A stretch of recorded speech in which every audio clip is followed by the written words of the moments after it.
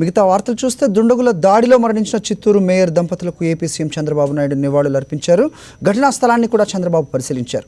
Police అధికారులను అడిగి దాడి వివరాలు తెలుసుకున్నారు. చంద్రబాబు ఇక మేయర్ దంపతుల హత్య కేసులో 2 నిందితులు పట్టుకోవాల్సి ఉందని అన్నారు. ఆయన ఇంటెలిజెన్స్ వ్యవస్థ విఫలమైందని చంద్రబాబు చెప్పారు. కుట్రను ముందుగా గుర్తించుంటే ఇంతటి ఘోరం జరిగేది కాదని అన్నారు. భవిష్యత్తులో ఇటువంటివి జరగకుండా చూస్తామన్నారు సీఎం చంద్రబాబు.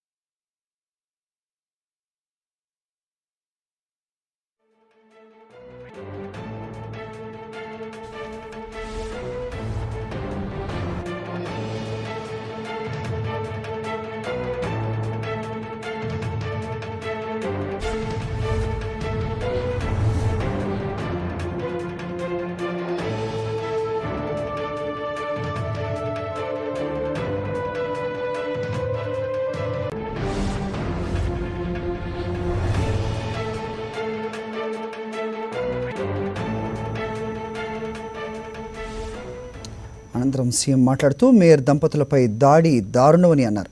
భవిష్యత్తులో ఇటువంటివి జరగకుండా చూస్తామన్నారు చంద్రబాబు. కొంతమంది నలుపులో వెన్నేస్తే ఆ పక్క దూకి మొత్తం